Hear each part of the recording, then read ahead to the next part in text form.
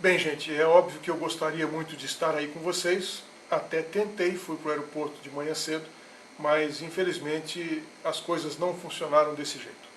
De qualquer maneira, agradeço muito o convite feito pela governadora Sueli, pelo Alexandre, para que a gente pudesse compartilhar com vocês algumas experiências nossas aqui do Paraná, mas que podem eventualmente ser úteis aí em Roraima, dentro do contexto do Progredir. Um projeto que está focado, como vocês viram nas exposições, em fazer a transição de um Estado provedor para um Estado promotor do desenvolvimento econômico. E para a gente poder ir direto ao assunto, fazer aquilo que vocês imaginam que vai ser o nosso tema, que é exatamente o papel da sociedade civil organizada junto ao poder público para que a gente possa promover o desenvolvimento, nós vamos fazer aqui um questionamento, uma provocação. Aliás, essa conversa vai ser bem provocativa. Primeiro, vamos a uma pergunta. Vamos apresentar aqui para vocês uma pergunta. Como será Roraima em 2036? Bem, como será Roraima em 2036 é uma incógnita. Mas será que a gente quer que seja assim? Vejam só essa notícia. Endividado Rio Grande do Sul empobrece e perde importância no PIB nacional. Por que essas coisas acontecem? De onde vem isto? Daqui a 20 anos, Roraima poderia ser manchete de jornal deste jeito? Bem, poder pode. A questão é como que a gente evita que isso aconteça. O primeiro processo é a gente estabelecer planos, planejamento, que é o que o Progredir se dispôs a fazer. Nós definimos aonde nós estamos, para onde nós queremos ir e de que forma a gente vai chegar lá. Isto é a essência de qualquer planejamento. O importante é a gente compreender que os governos têm um papel importante, bastante relevante nesse processo. Os governos precisam implementar planos, projetos de longo prazo. Mas eu queria antes chamar a atenção de vocês para uma interpretação que eu gosto muito de Abraham Lincoln a respeito do que é o governo. Para que servem os governos? Segundo Lincoln, governos existem para fazer pelo cidadão aquilo que ele precisa, mas pelo esforço individual não consegue fazer por si mesmo. Nós não conseguimos individualmente, embora a gente precise de ruas, de saneamento, nós não podemos fazer isso sozinhos. Para isso nós precisamos de uma organização que faça coletivamente, que faça por todos nós. E este é o papel do governo. Quando a gente fala de planejamento, nós temos que levar em consideração que o mundo em 2036 não vai ser o mundo que nós vivemos hoje. Muitas coisas vão mudar. Existem algumas mega tendências que vão fazer diferença e que nós precisamos levar em consideração quando desenhamos o nosso rumo e o nosso projeto. Por exemplo, o perfil demográfico e a ascensão social, economia verde, a inclusão tecnológica e a inovação, como isso vai transformar o planeta, o aumento da dívida pública e os impactos que isso vai ter na capacidade de investimento do governo, as mudanças climáticas, a escassez de recursos naturais, o processo de urbanização, entre outras coisas. Além dessas mega tendências, nós temos também os Objetivos do Desenvolvimento Sustentável, que o Brasil se associou junto com a ONU e os demais países para 2030. Esta é a régua pela qual o mundo será medido no que diz respeito ao desenvolvimento sustentável, que é o grande objetivo do Progredir. Então, esses 17 objetivos do desenvolvimento sustentável deverão ser levados em consideração em qualquer planejamento de longo prazo que a gente faça. Uma coisa importante é a gente entender direito como é que funciona o governo no que diz respeito à sua capacidade de prestar serviços à sociedade. Aqui temos um grande problema e precisa ser levado em conta. Por exemplo, esse quadro mostra para a gente o que é que acontece quando o Estado faz investimento. Aqui nós vamos ver, por exemplo, o IDEB do ensino médio e o investimento educacional por aluno, per capita, no ensino médio. Aqui estão todos os estados do Brasil, mas vamos pegar o caso específico do meu estado, do Paraná. Nos últimos 5 anos, de 2009 a 2013, o Paraná aumentou em 25% o investimento per capita feito nos alunos do ensino médio. Porém, no mesmo período, o IDEB caiu. Como é que funciona isso? Quer dizer, você aumenta o investimento e o resultado é pior. Quando isso acontece, qualquer empresa quebra. O governo precisa ter eficiência quando presta serviço. Precisa fazer algo que seja comparável, pelo menos, ao que faz a atividade produtiva. Precisa ter resultado. Das nossas dificuldades é que, no governo, nós temos um desequilíbrio muito grande entre direitos e deveres na sociedade. Esse desequilíbrio faz com que a gente gaste dinheiro demais e tenha resultado de menos.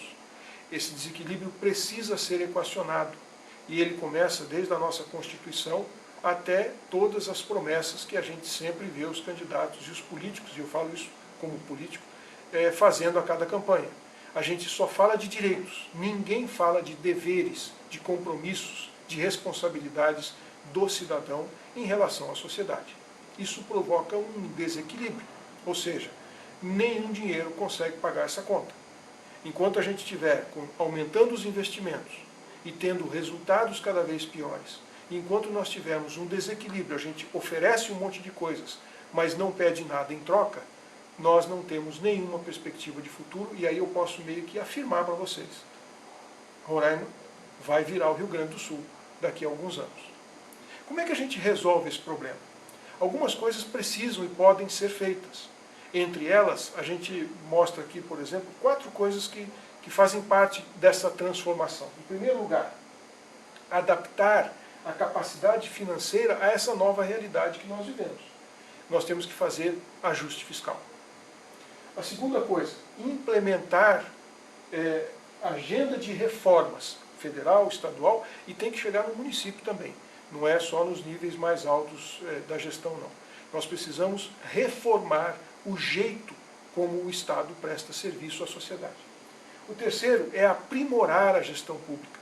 A gestão pública tem que funcionar tão bem quanto funciona o gerenciamento de qualquer atividade produtiva, ou não precisa ser uma empresa com fins de lucro, até mesmo entidades do terceiro setor, mas que são eficazes e que dão resultado naquilo que fazem. E, finalmente, focalizar. Nós precisamos aumentar a precisão das intervenções públicas, do dinheiro público. Ele tem que ter eficiência e estratégia. Isso quer dizer o seguinte, nós não podemos sair investindo igual para todo mundo, porque nem todo mundo é igual. Nós temos que precisar com mais segurança onde nós vamos fazer os investimentos que produzirão resultados alavancadores da atividade econômica, do desenvolvimento social, das mudanças e transformações que o Estado precisa fazer. Isso faz parte dos compromissos e dos desafios que a gestão pública tem que enfrentar e precisa resolver. Agora, vamos imaginar o seguinte, como é que funciona isso? Imagine que a sociedade é mais ou menos como essa mesa aí, é uma mesa de 3 pés.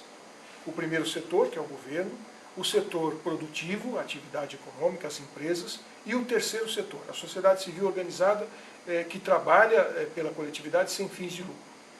Imagine você que nessa mesa de 3 pés, um pezinho é mais curto que os outros. O que é que acontece? Se você tiver um pé mais curto, a mesa fica inclinada, nada para em cima dela. Só tem 2 maneiras de resolver esse problema. Ou a gente corta um pedaço dos outros 2 pés, ou a gente enxerta naquele pé mais curto um outro pedaço, para que possa estar em equilíbrio e a partir daí a gente conseguir construir alguma coisa, colocar alguma coisa em cima dessa sociedade, dessa mesa. O que se entende que deveria ser feito não é reduzir o tamanho dos outros setores, mas sim enxertar competência, capacidade, eficiência que tem tanto o setor produtivo como o terceiro setor na atividade pública, no governo. Isso tudo nos leva a um processo mais profundo de planejamento. E eu quero compartilhar com vocês uma frase de Mark Twain. Ele dizia que a gente deve planejar o nosso futuro, porque afinal de contas é lá que nós vamos passar o resto da vida.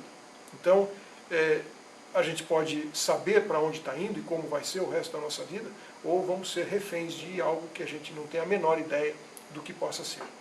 Dentro desse contexto de dar o equilíbrio, de planejar em parceria, eu faço uma pergunta para você.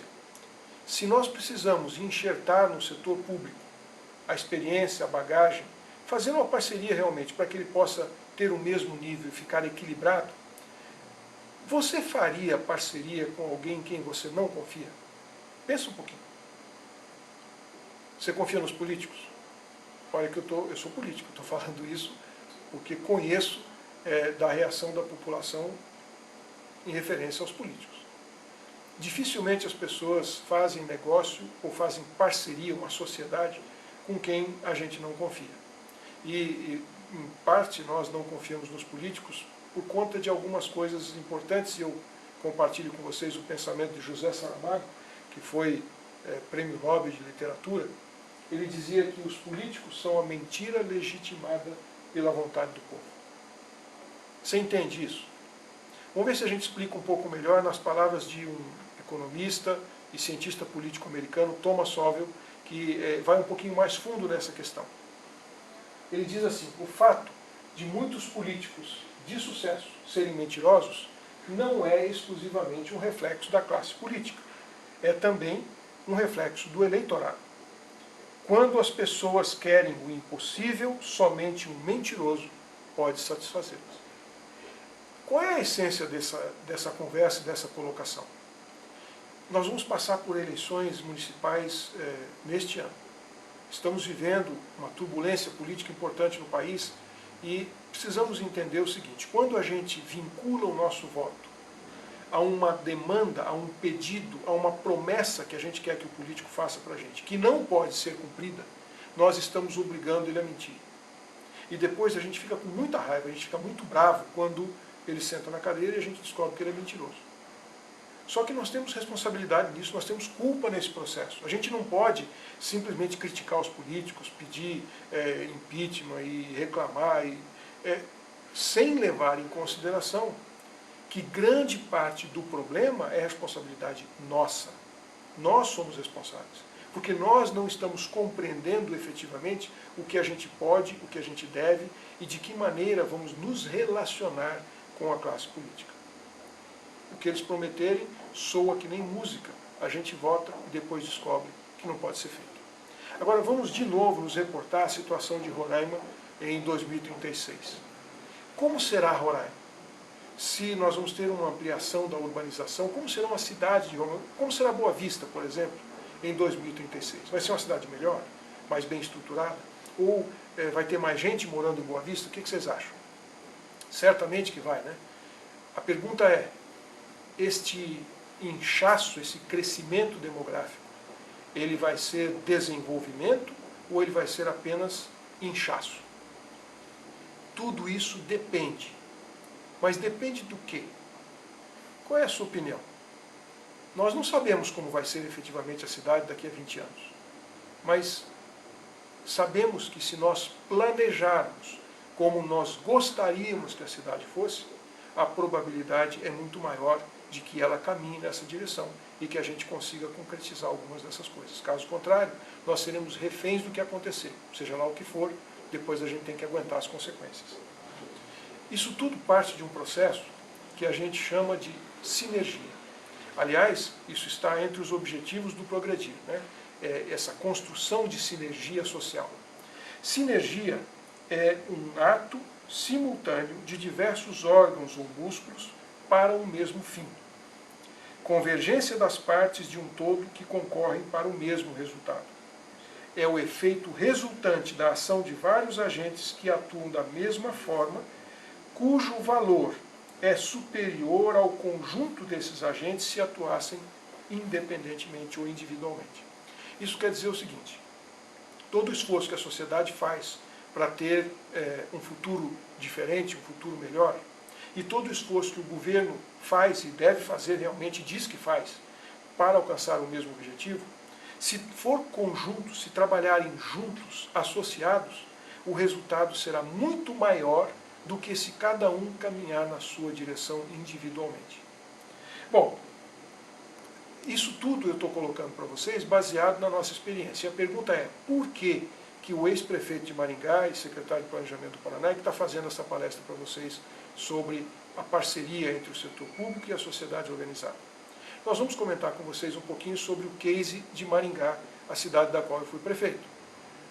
Lá aconteceram alguns fatos interessantes. A primeira coisa é que a sociedade e a prefeitura definiram onde queriam chegar. O que nós queremos da cidade? E concluíram que nós tínhamos um objetivo. E o objetivo é esse que está aí na tela. Fazer de Maringá uma cidade agradável e segura para viver, alegre e saudável para criar os nossos filhos e cuidar dos nossos idosos, uma cidade progressista, boa para trabalhar e fazer negócios. E para quem não tem o privilégio de viver aqui, uma cidade que vale a pena conhecer. Será que isso serve para vocês? Seria um objetivo a ser alcançado para a cidade de Boa Vista ou para as demais cidades do estado de Roraima? Daqui a 20 anos, ter esta realidade.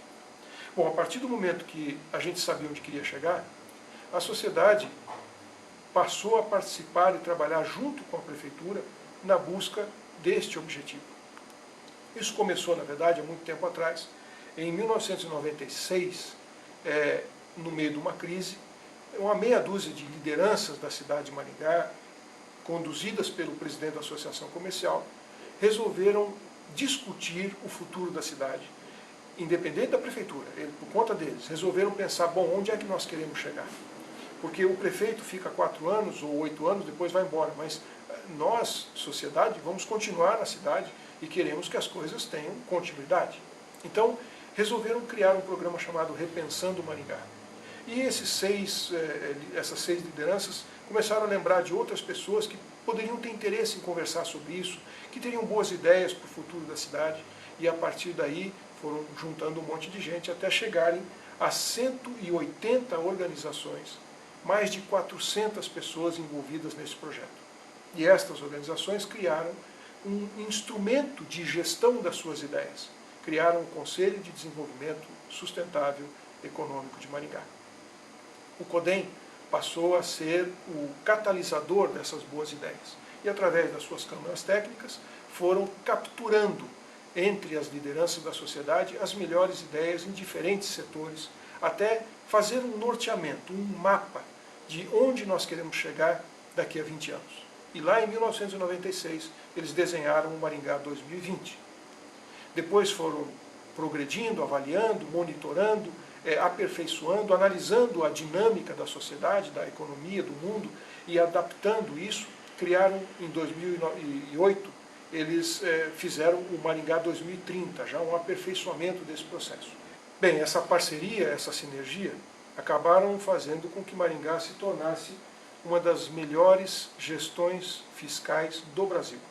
Está entre as 10 melhores e já faz 7 anos que é a melhor do Paraná. Gestão fiscal significa correta arrecadação e aplicação dos recursos da prefeitura. Isso faz com que o nosso orçamento seja efetivamente executado entre 98,5% e 102%. Há quase 10 anos que ocorre assim. E esta gestão fiscal, da maneira como é, responsável, nos permite fazer um investimento na cidade em níveis muito fora do padrão e da média nacional. Maringá vem investindo entre 18% e 20% da sua receita, anualmente, ano após ano. Isso, gente, é muito diferente do que a média que a gente tem visto no resto do país. Só que isso faz uma transformação fantástica e não há como você não ver o que está sendo investido. Agora, você que é empresário, que está participando aí do Progredir, imagine uma coisa. Você gostaria de ver a sua empresa sendo mencionada na revista Forbes, a revista americana de economia, com um artigo especial sobre o seu negócio? É claro que para isso você precisa fazer algo muito especial, porque a Forbes não vai colocar na edição deles, principalmente na edição americana, informação sobre uma empresa brasileira se ela não tiver feito alguma coisa muito diferente dos outros. Pois é, gente, Maringá apareceu na revista Forbes americana. E o que foi que a gente fez de diferente? Então, do mesmo jeito que a Forbes fez a matéria, a revista Exame fez a matéria também. Tivemos aqui uma matéria sobre Maringá, mostrando uma visão em comum. Olha o que disse a revista Exame e que é a realidade da nossa experiência. como a parceria entre o poder público e a iniciativa privada ajudou Maringá a superar, combater os desvios de dinheiro público e a falta de planejamento que aflige muitas cidades brasileiras. Esta parceria nos permitiu não apenas aparecer na revista Forbes, como na revista Exame e em vários outros lugares, e isso certamente atraiu a atenção de muita gente, e esses investimentos ajudaram a cidade a se desenvolver cada vez mais. Bem, a diferença é a seguinte: nós sabemos onde queremos chegar. Nós temos uma visão de futuro. Essa é a Maringá que a gente quer daqui a 20 anos. Essa é a cara que nós queremos ver a nossa cidade e é nessa direção que a gente vai.